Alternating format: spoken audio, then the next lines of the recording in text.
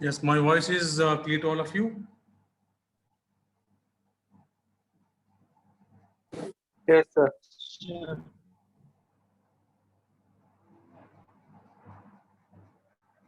Okay. So in the last lecture, we talk about this basic processing unit, and we study some of the basic fundamental concepts. So we talk about the fetch, decode, and execute, and we saw how to how to get the things done in case of executing any instruction. Just a minute.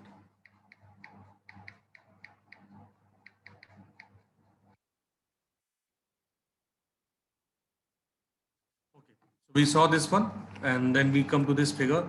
We discussed the program counter, MAR, MDR, and all these kind of registers that we are having. So the objective is basically to show how the execution will be completed for any instruction, how then what are the steps, what are the signals that need to be generated. Now, to come to that part, we have to see the internal working. And as I've told you, the internal working consists of 4 different steps. However, we have completed the first 2 steps in the last section on Friday. So this was a basic processor design that we're discussing, the different components we are having that we saw. Now, this is then we discuss the register transfer.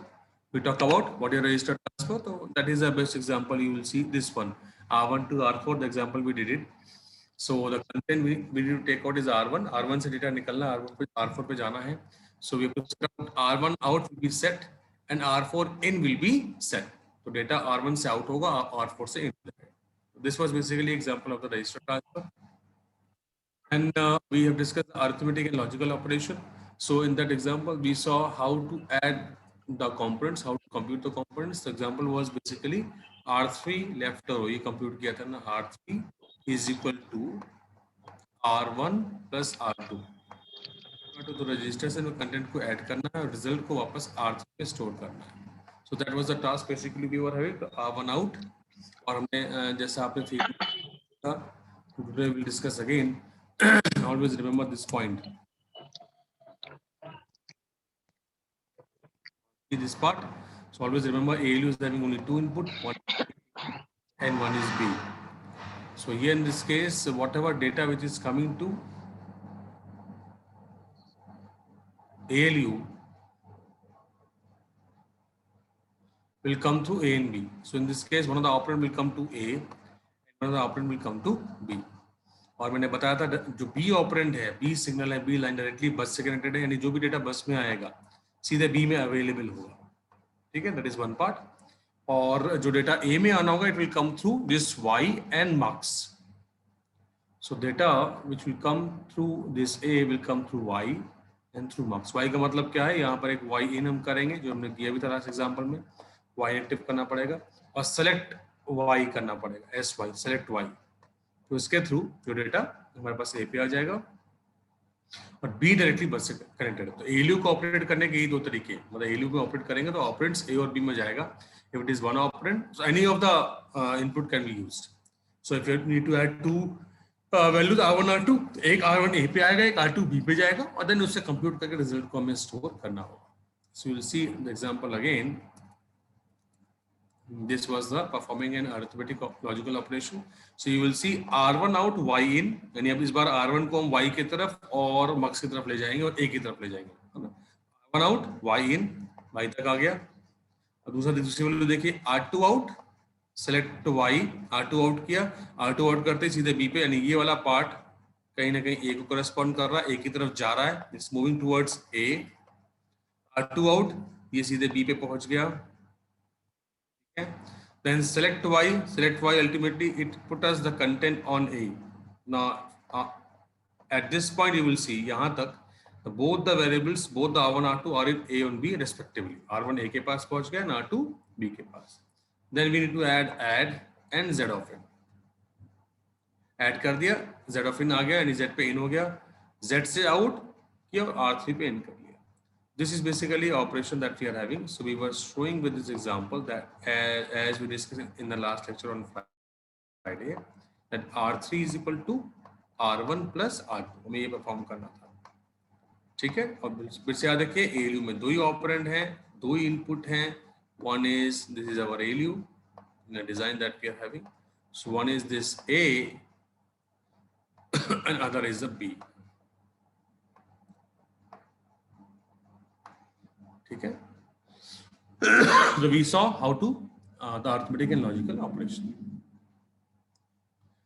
Any point of clarification till this point? Let me know quickly so that we can go ahead.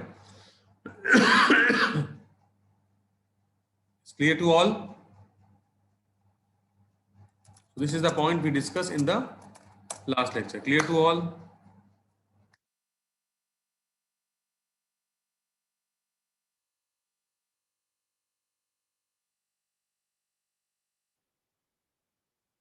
Okay, now see other two transfers we are having.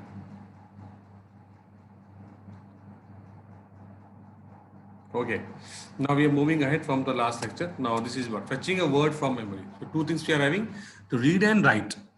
So first of all, we have to see how to read the things and how to write the things. These two things are remaining. Now fetching a word from memory. Now we'll see, to understand this third step, we have to understand this figure. This is basically the internal bus we are having, and this is external bus which will interact with the memory. So what we are having MDR. Normally हम internal bus की बात करते हैं, तो signals लिखेंगे internal bus के ही लिखते हैं, but here talks about the entire concept of memory read and write. So this is basically a read operation. Read की बात, read में कैसे होगा देखिए, दो कंट्रोल्स हैं internal bus के, MDR in, डेटा यहाँ से यहाँ पर आ रहा है, and MDR out, यहाँ से यहाँ पर जा रहा है, MDR in, MDR out. यहाँ देखिए क्या है, MDR in E, यानी E मतलब external. This is a line, this is a switch with which the data will come from the external line.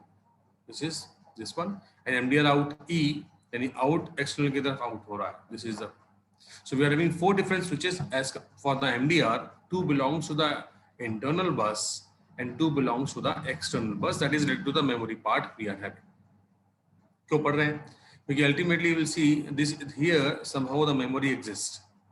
ठीक है? अब this is the memory. दो टाइप की चीजें हैं, हमारे पास दो चीजें हैं. One is the address, other is the address, and other is the data. So for address, for data, you will see data will may come from the processor or may come from the memory. जब भी data memory से आएगा तो कैसे, कौन सा रास्ता हम फॉलो करेंगे? What path we follow? Data memory से आ रहा है, this is the path we follow. Data is coming like this, यानी एमडीआर इन ई एक्टिव करना पड़ेगा, और उसके बाद it will come like this. यानी कि जब भी हमें मेमोरी से डेटा रीड कर रहे हैं, so in that case MDR in E will be active, apart from MDR out will be active. और जब भी डेटा मेमोरी की तरफ सेंड कर रहे हैं फ्रॉम इंटरनल बस, फ्रॉम अवर सीपीयू, देखिए सीपीयू यहाँ पर, सीपीयू यहाँ कहीं ना कहीं सीपीयू है, सीपीयू ने कुछ प्रोसेस किया और डेटा को मेमोरी में स्टोर करना, तो क्या होगा देखिए, it will go like this, MDR in E and then it will go to MDR out. So it means these two control need to be assigned, need to be generated for reading a data, for putting a data on memory, है ना. Processor से memory की तरफ जा रहे हैं तो MDR in, MDR out, और मेमोरी से प्रोसेसर की तरफ आ रहे हैं तो MDR in E and MDR out. So you will see this is, so I put it, अगर डायरेक्शन इस तरफ की है तो ये पाथ फॉलो करेंगे हम, this is the path we follow, and if I put it with some other colour, अगर डेटा का डायरेक्शन सीपीयू से आ रहा है, so we follow this particular path, and you will see in both the path, in this path we are having this one from CPU to memory, this one, and in this we are having these two. It means हमें इन switches को on करना पड़ेगा, ठीक है. Just see how we can do it. On the response time, now we'll see one more point. We'll see directly with the example. Example, move R1, R2. R1 में bracket लगा है, notation थोड़ी change है. R1, R2 का मतलब क्या है? Now the book we are following, it says like this. The R1 में ब्रैकेट लगा, it means R1 is a memory location. Memory location R1 का में एड्रेस है. R1 में एड्रेस को हम पास करेंगे, जो डेटा आएगा उसको R2 पे मूव करना है. So move R1, R2. R1 is the address, bracket लगा एड्रेस, एड्रेस को पास करेंगे, डेटा रीड होगा, उसको ऑटो मूव करेंगे। अब कैसे करेंगे देखिए, तो पहली बात R1 का एड्रेस निकाल के कहाँ जाएगा, MAR में। उसके बाद start a read operation on the memory bus, MAR के पास गया, you have to start the read operation. अब the working time of the speed of CPU is very fast as compared to the memory. So in that case, read operation initiate किया, CPU अपना काम करता रहता है। CPU has to wait for the MFC signal. MFC stands for memory function completed. यानी read initiate कर दिया, और जैसे MFC signal आएगा, it means जो read initiate किया था उसका read part complete हो गया। So you'll see read के बाद MFC अगले स्टेप में, या फिर राइट के अगले स्टेप में MFC। MFC का मतलब क्या है, मेमोरी फंक्शन कंप्लीटेड। ठीक है, रीड इनिशिएट किया, नेक्स्ट स्टेप WMFC, और राइट इनिशिएट किया तो next step WMFC। you'll see, तो R1 का repeat again, R1 first step में MAR के पास चला गया, नेक्स्ट स्टेप रीड इनिशिएट कर दिया, थर्ड स्टेप रीड कंप्लीट हो गया। रीड कंप्लीट होने का मतलब क्या है, data, if you see the last figure, this one, so you will see here in this point what's happening। अगर मैंने एड्रेस पास किया है, कहीं ना कहीं एड्रेस पास किया होगा, यहाँ से एड्रेस अगर पास किया तो डेटा अल्टीमेटली हमारा यहाँ से MDR के पास आ चुका है। एक्सटर्नल बस को अगर हम इग्नोर करते हैं, MDR के पास आ चुका है, तो MDR in E और MDR out एक्टिव होगा। you will see what's happening, memory function completed, load MDR and finally R2। देखिए क्या हो रहा है, यानी कि लोड MDR को लोड कर दो एक्सटर्नल बस से MDR में, तो MDR आउट E, यानी लास्ट दो स्टेप की बात कर रहा है। This one, load MDR from memory बस, यानी कि इसको एक्टिव करेगा, MDR इन E एक्टिव करना है, उसके बाद MDR को लोड करना है, यानी MDR आउट को एक्टिव करना है। See this example now, वो proper same example, move R1 comma R2। देखिए just see, focus on this one, leave rest of the point, focus on this one। Now move R1 comma R2, same example, R1 is a register which is basically bracket लगा हुआ, इसका मतलब it denotes a memory location। So some memory location will be read, data will be taken on that memory location जिस पर R1 correspond कर रहा है, और वो निकाल के कहाँ जाएगा, R2 पे जाएगा। अब देखिए कैसे कर रहे हैं, R1 out, R1 memory location represent कर रहा है, R1 आउट कहाँ चला गया, MAR इन, मेमोरी एड्रेस रजिस्टर रीड करने के लिए भेज दिया, MAR के पास एड्रेस भेजा और आगे रीड इनिशिएट कर दिया, यानी MAR के थ्रू R1 का डेटा लिया, R1 का एड्रेस लिया, MAR पे गया और रीड इनिशिएट कर दिया। नेक्स्ट स्टेप में देखिए MDR इन E। अब देखिए अभी एड्रेस हम, in that case you will see, जब डेटा हमारे पास गया, जब हमने एड्रेस पास किया, देखिए क्या होगा, एड्रेस पास कर दिया, अब डेटा वहां से आना होगा। डेटा कैसे आएगा, दो ही स्विच है, MDR इन E और MDR आउट। पहले इसको एक्टिव करेंगे, उसके बाद इसको एक्टिव करेंगे, MDR in E and MDR out. तो see this one again, now you see, address pass कर दिया तो MDR इन E पहले एक्टिव कर दिया, यानी कि सीधा जब भी रीड पूरा होगा तो MDR में डेटा आएगा। तो this is WMFC, wait for memory function completed, यानी वेट कर रहे हैं किसके लिए, मेमोरी फंक्शन कंप्लीट होने के लिए। जैसे ही कंप्लीट हुआ, ये स्विच तो एक्टिव कर ही दिया है, डेटा सीधे MDR पे आ गया, MDR से आउट किया, R2 पे इन के लिए। ये तो सिंपल है, लास्ट वाला MDR पे आ गया, MDR रजिस्टर, MDR से आउट और R2 पे इन, यही काम था। R1 से डेटा रीड करना था, R1 एक मेमोरी लोकेशन था, उसको हम पास करेंगे, डेटा वहां से निकालेंगे और R2 में इन करेंगे। बताइए, this point is clear to all of you? This is basically a fetching a word from memory, reading a word from the memory. Let me know this one is clear to all of you or not. Through a chat message quickly.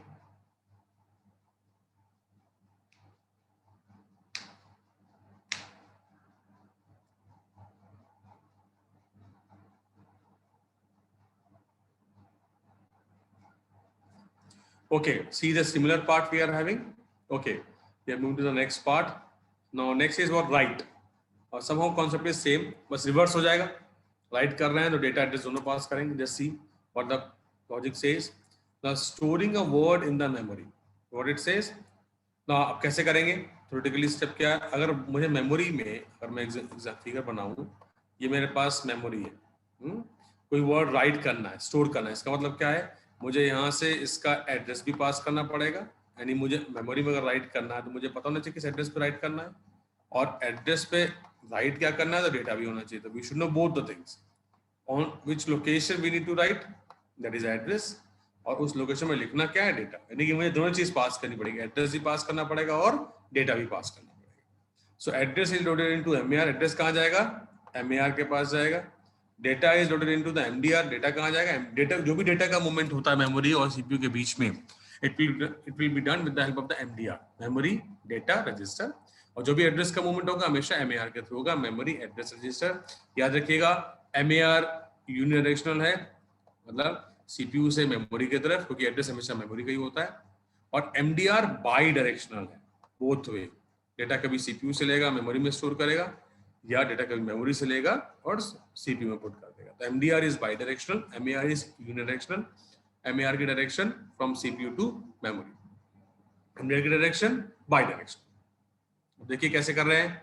Example says, now this example says R2. R2 is a register जिसमें कोई operand है, कोई value है, उसको निकाल के कहाँ डालना है, R1. R1 कोई लोकेशन को करस्पॉन्ड कर रहा है, कोई एड्रेस को करस्पॉन्ड कर रहा है, ब्रैकेट लगा हुआ है.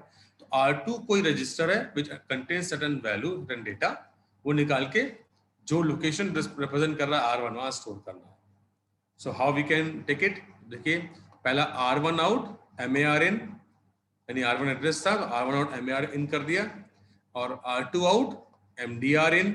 R2 में डेटा था तो MDR के पास, तो R2 का डेटा जो था MDR के पास चला गया, और R1 का जो एड्रेस था वो MAR के पास चला गया. क्या इनिशिएट कर दिया हमने, राइट इनिशिएट कर दिया. तो MAR के पास एड्रेस है, MDR के पास डेटा है, राइट इनिशिएट कर दिया.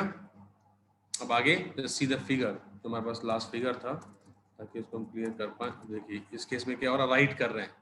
राइट करने का मतलब क्या है, चूंकि MDR है तो अब एड्रेस तो यहाँ से पास कर दिया, यहाँ पर MAR के थ्रू एड्रेस पास कर दिया, ठीक है. तो MAR तो फिगर में है नहीं, प्रॉपर फिगर. MDR में देखिए क्या होगा, डेटा पास कर रहे हैं. डेटा पास करने का मतलब क्या है, एक स्विच ये एक्टिव होगा MDR इन, और एक स्विच ये एक्टिव होगा MDR आउट ई, है ना, क्योंकि डेटा राइट करने का मतलब डेटा सीपीयू से आ रहा है और मेमोरी की तरफ जा रहा है. तो MDR के पर्सपेक्टिव में MDR इन ई एक्टिव होगा और MDR आउट ई एक्टिव होगा. अब उसमें क्या आ रहा है नाउ, तो देखिए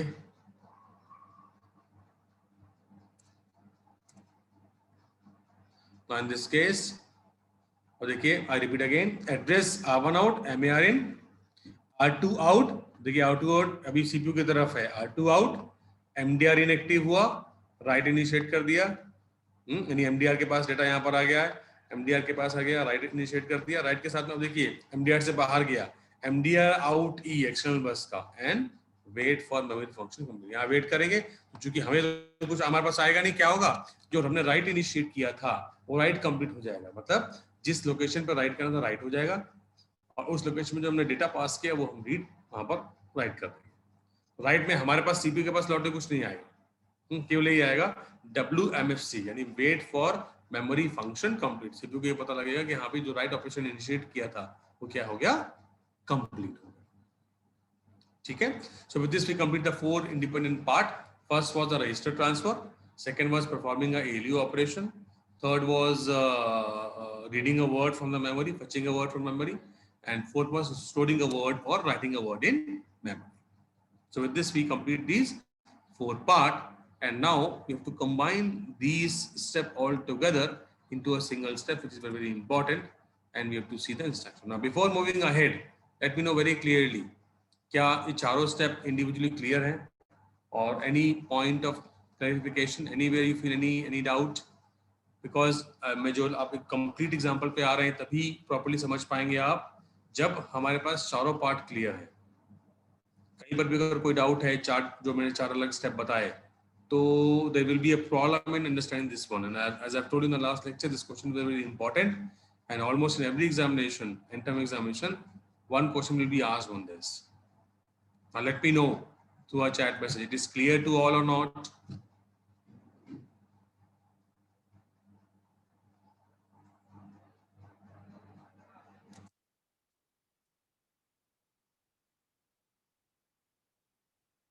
Reply all.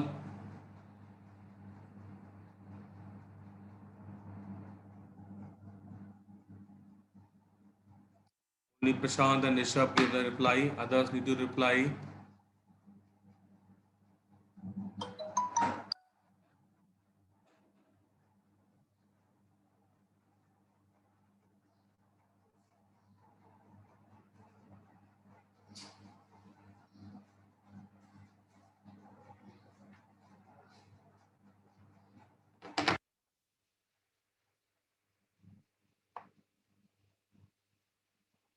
Prashant, Rishabh, Rohit, Nikunj, 4 reply. Others, it's a big class of 60 students.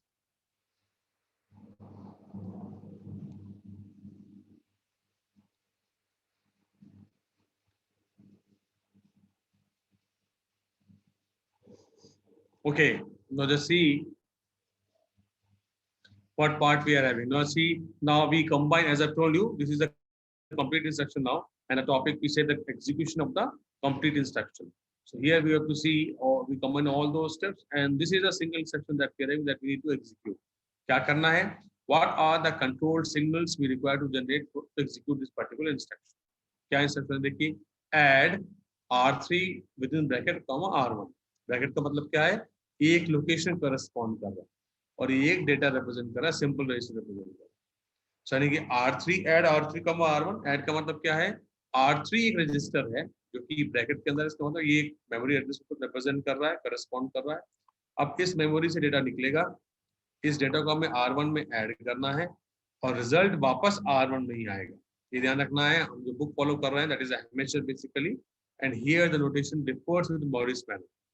तो I repeat again, Morris Mano अगर आपको याद है, अगर मॉरिस मैनो का क्वेश्चन होता, उसका हम कॉन्सेप्ट पढ़ रहे थे पहले, तो वो राइट टू लेफ्ट चला था, ये डायरेक्शन थी मॉरिस मैनो। लेकिन in this case everything is written in terms of this one, left to right. So R3 एक एड्रेस को रिप्रेजेंट कर रहा है, R3 को हम भेजेंगे, डेटा रीड करेंगे R3 का, R1 में ऐड करेंगे, रिजल्ट R1 में स्टोर करेंगे। क्या स्टेप होंगे broadly theoretically? Fetch the instruction. Fetch का मतलब क्या है? इंस्ट्रक्शन को मेमोरी से निकालना। अभी तो पहले 3 steps we are having for fetching a instruction, वो लिखने पड़ेंगे। Then fetch the first operand, the content of the memory location pointed to by the register R3। पहला ऑपरेंड निकालेंगे R3, हमें पता है पहला दो एरिया में 2 ऑपरेंड होते हैं, एक A और एक B, तो R3 हमारा A में चला जाएगा। परफॉर्म द एडिशन, R2 हमारा B में जाएगा। ये तो स्किप है, मतलब फेच करें इंस्ट्रक्शन को, R3 को A के पास भेजें, R1 को B के पास भेजें, and finally we have to perform the addition. And addition के बाद load the result into R1। R1 result चाहिए, so after doing the computation the result need to put it again onto the R1. Now this is a theoretical description. Now we have to come across the steps that we are having. The figure is given also. Now what is this? Add R3 comma R1. So first 3 steps are the fetch step, and this is constant for any kind of instruction. This is constant for any kind of instruction.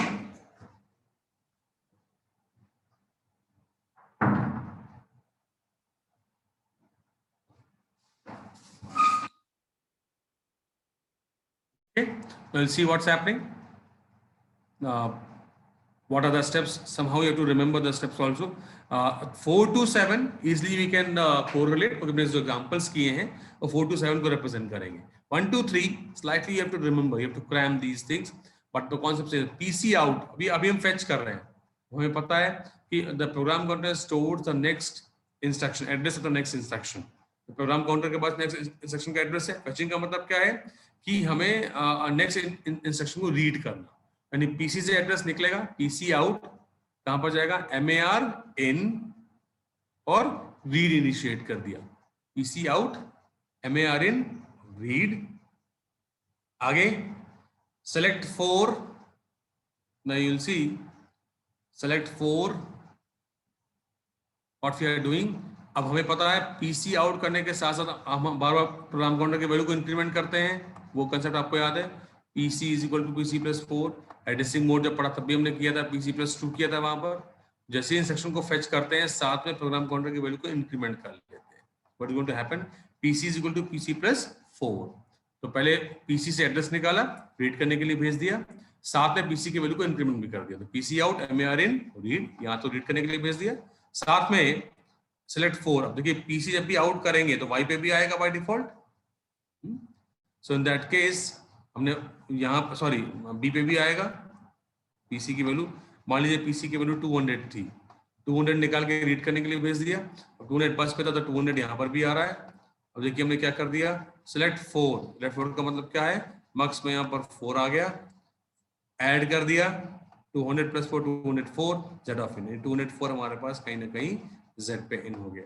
अब क्या कर रहे हैं, Z out PC इन. अब PC की नई value देखिए क्या हो, Z आउट PC इन की नई वैल्यू क्या हो गई 204. और यहाँ पर भी 204 आएगा, Y इन में डाल दे रहे हैं. तो यानी कि हम 204 दो जगह डाल रहे हैं, PC पे भी और Y पे भी. Y क्यों है तो वो भी हम नेक्स्ट लेक्चर में इसको एक्सप्लेन करेंगे. Y, what is the use of Y? फिलहाल Z आउट 204 आउट हुआ, PC पे गया, Y पे गया. और जो रीड इनिशिएट किया था इंस्ट्रक्शन का वो नेक्स्ट स्टेप में देखिए कंप्लीट हो गया, WMFC में, wait for memory function completed. अब यानी इंस्ट्रक्शन रीड करने के लिए भेजा था वो कहां पर आएगा, कहां पर आ गया देखिए MDR आउट, MDR पे आएगा. हम इंटरनल बस की बात कर रहे हैं, MDR से आउट किया और कहां पर इन कर दिया IR. जो भी इंस्ट्रक्शन रीड होके आता है वो आपका मतलब एड्रेस हमने पास किया, डेटा यहाँ पर MDR के थ्रू आया और जहां डालना है. इन केस में चूंकि इंस्ट्रक्शन है तो कहां पर आ गया, ये IR के पास आ गया. फर्स्ट 3 स्टेप आता है MDR आउट. फर्स्ट 3 स्टेप्स आता fetch step. PC out, PC का एड्रेस निकला, पहला स्टेप रिपीट कर रहा हूं, MAR इन एड्रेस के पास रीड इनिशिएट कर दिया, यानी इंस्ट्रक्शन रीड होने के लिए भेज दिया. सेलेक्ट 4 क्यों कर रहे हैं, PC is equal to PC plus 4 करते हैं. Select 4 add Z of in, यानी अगर 200 था PC का करंट वैल्यू 204 हो गया. Z आउट PC इन Y इन, यानी कि 204 आउट हुआ, PC की वैल्यू 204 हो गई और Y इन भी 204 हो गया. Y इन को बाद में एक्सप्लेन करेंगे क्या कर रहा है. एंड रीड जो इनिशिएट किया था वो कंप्लीट हो गया, WMFC. रीड कंप्लीट होने का मतलब डेटा MDR में आ चुका है, तो MDR आउट और IR इन. यानी कि जो अब 3 स्टेप का मतलब आफ्टर दीज 3 स्टेप जो हमने इंस्ट्रक्शन रीड किया था वो अल्टीमेटली कहां पर आ गया, IR के पास आ चुका. अब हम इंटरप्रेट कर सकते हैं इंस्ट्रक्शन क्या बोल रहा है. ये इंस्ट्रक्शन लिखा ऐड R3, R1, ये काम हमें करना है. क्या करना पड़ेगा, देखिए R3 एड्रेस है तो उसको पास करेंगे MAR के पास. R3 out MAR in and read. R3 को निकाला, क्योंकि R3 एड्रेस है तो MAR एड्रेस के थ्रू पास किया, MAR इन एंड रीड. दूसरा R1 आउट, अब R1 दोनों ऑपरेंड चाहिए होंगे, R3 R1. R3 तो अभी रीड होने के लिए गया, R1 को ले लिया. इसके बाद R1 आउट और Y इन. R1 को देखिए Y यानी एक ही तरफ ले रहे हैं, R1 को एक ही तरफ ले रहे हैं. You'll see ऑल ड्राइंग दोबारा करते हैं. सो R3 आउट, हम एग्जीक्यूशन की तरफ जा, R3 आउट MAR इन रीड, R3 को रीड करने के लिए भेज दिया. R1 आउट Y इन, यानी R1 कहीं ना कहीं आपका यहां से यहां तक आ गया, ये R1 आ गया. आगे wait for memory function completed, read पूरा हो गया, डेटा कहां पर आ चुका है, MDR में आ गया. अब देखिए MDR आउट करते देखिए डेटा कहां मिलेगा, MDR आउट. इसका मतलब डेटा हमारा अल्टीमेटली जो हमने रीड करने के लिए गया था R3 को, R3 यहाँ पर आ गया, यानी इस पूरे बस में R3 है. R3 का जो भी डेटा है मतलब R3 का जो भी डेटा बस में, तो अल्टीमेटली B पे पास आ गया MDR आउट से. उसके बाद सेलेक्ट Y से देखिए ये वैल्यू जो थी अब उठ के R1 तक यहाँ तक आ गई. R1 हो गए R3, R3 को ऐड किया, दोनों ऐड हो गए, R1 प्लस R3 और कहाँ पे इन हो गए ये Z ऑफ इन. इनका रिजल्ट जो भी है रिजल्ट Z पे आ गया. नेक्स्ट हमें क्या करना है, Z आउट, Z को आउट करें, Z आउट, और कहाँ पर इन करना है R1 पे, वापस R1 के पास से end. So these three, the first 3 steps are basically the fetch step. इन्हीं तीनों को 3 स्टेप, और ये कांस्टेंट है irrespective any kind of instruction. 5 instruction हो, रीड इंस्ट्रक्शन हो, sorry any kind of instruction भी रहेगी, पहले 3 स्टेप कांस्टेंट है, no change. Fourth and so on, it depends upon the value of the instruction, क्या कंप्यूट करना, उसके बेस पे ये एग्जीक्यूशन वेरी करेगा. But first 3 step are known as a fetch step, and this you can remember, you can just cram these first 3 steps because they are almost same. So this is what our execution of the complete instruction that we are having. Now let me know any point of clarification. Any point of clarification for this topic? ये जो completeness section clear है सभी को? Message करिए फटाफट, मुझे बताइए. Almost 60 students are there in the class. I want reply from all of you. Only 2 reply. It's very not a good thing that you are not replying.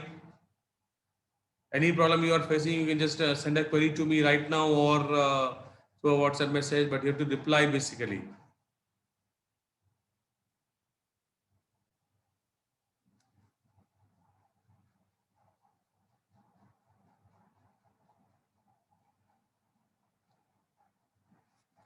Okay.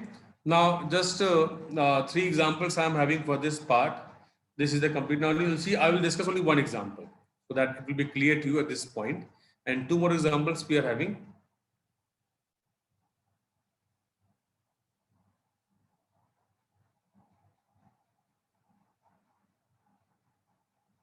Okay. Yes, Ravi, any problem? Unmute कर दिया मैंने. Sir ये select for क्या है sir? मतलब है क्या? select for select 4 का मतलब क्या है कि जैसे मैंने बताया था ना आपको, PC इज इक्वल टू, चलो मैं स्लाइड पे देखता हूँ, PC is equal to PC plus 4 किया था हमने. Yes sir. Just wait. हाँ, ये वाला ये पार्ट किया था ना. जब भी हम इंस्ट्रक्शन करते हैं, फेच करने के साथ क्या होता है, प्रोग्राम काउंटर की वैल्यू को हमेशा इंक्रीमेंट करते हैं. नहीं, पीसी से एड्रेस, पीसी क्या करता है, it stores the address of the next instruction. जहाँ नेक्स्ट इंस्ट्रक्शन स्टोर है उसका एड्रेस है. जैसे ही उस एड्रेस को हम रीड करते हैं पीसी से, है ना, इंस्ट्रक्शन को रीड करने के लिए, ऑटोमेटिक सिस्टम क्या करता है, पीसी के वैल्यू को इंक्रीमेंट करता है. PC is equal to PC plus 4. तो ये जो पीसी प्लस 4 हो रहा है, अब पीसी साथ में ही हम जो भी करंट वैल्यू पीसी का लेंगे उसमें प्लस 4 को कर देंगे. सेलेक्ट 4 क्या कर रहा है, इसी प्लस 4 करने वाले काम को परफॉर्म कर. ठीक है. Okay sir. यही काम यहाँ पर हम कर रहे हैं. और कॉन्सेप्ट यही है जो मैंने आपको बताया. स्टेप यहाँ देख लेते हैं. This is step. तो कॉन्सेप्ट वही. अब देखो, अगर आप देखो पीसी आउट MAR इन रीड, ये तो रीड करने के लिए भेज दिया. अब पीसी आउट का मतलब देखो क्या है, पीसी जब आउट होगा तो अल्टीमेटली मैंने बताया था आपको, बी में तो बाय डिफॉल्ट जो डेटा बस में, जो वैल्यू बस में हो वो अल्टीमेटली बी के पास होगी. तो जैसे मैंने एग्जांपल लिया था कि मतलब पीसी में 200 था मान लीजिए, पीसी आउट तो 200 रीड करने के लिए चला जाएगा, साथ में 200 वैल्यू बी के पास आ गई. इंस्ट्रक्शन 4 बाइट का, तो प्लस 4 करना पड़ेगा. सेलेक्ट 4, सेलेक्ट 4 क्या करेगा, देखो इस मार्क्स में जैसे हमने कांस्टेंट 4 चूज किया तो यहाँ पर वैल्यू हो जाएगी 4. फिर क्या किया, देखो ऐड 200 प्लस 4 कितना हो जाएगा, 204. जेड ऑफ इन 204 हो गया. और 204 देखो जेड आउट पीसी इन, पीसी की नई वैल्यू अब देखो क्या हो जाएगी, 204. और ये वाई पे भी जा रहा है. वाई पे क्यों जा रहा है ये मैंने अभी क्वेश्चन मार्क लगा दिया है. I will explain in the next lecture. लेकिन 204 तो मतलब जो 204 है वो पीसी पे तो जाएगा ही जाएगा, but obviously it is clear, but why पे भी जा रहा है ड्यू टू सम रीजन. तो पीसी इन, वाई इन, और जो रीड इनिशिएट किया था ये वेट कंप्लीट हो गया, यानी कि डेटा एमडीआर के पास आ गया. MDR out I R in, जो कि इस बार इंस्ट्रक्शन है ये, तो MDR out I in I R के पास आ गया. आई आर क्या है, instruction register which stores the current instruction. जो करंट इंस्ट्रक्शन एग्जीक्यूट हो रहा है वो आईआर के पास आता है. अब यहाँ देखो एमडीआर के पास, आईआर के पास आएगा, आईआर के थ्रू इंटरप्रेट कर रहे हैं. हम जो काम कर रहे हैं वो यही वाला काम कर रहे हैं. तो we are what we are doing, MDR in और ये R3 out, R1 out, Y in क्या है, these are all the control signals. हम ये काम कर रहे हैं. इंस्ट्रक्शन निकल के आ गया, अब इंस्ट्रक्शन को इंटरप्रेट करना है, तो क्या कंट्रोल सिग्नल्स होंगे, that is a part we are doing. Okay sir, clear sir. चलिए, with this I think the things are clear to all of you. Just see I have already shared the PPT till this point. यहाँ तक मैंने PPT share कर दिया Friday को, so you can have a look. It's very important and interesting also. In the next lecture we'll start with 3 questions. मैं अभी PPT चलो next lecture में कर लिया, परसों में share करेंगे, and you will see 3 questions I have added for this part only. कि how to generate the control signals in that part. ठीक है? So we'll discuss that. And then in that way we'll extend our lecture to some other concept of like branch instruction and all.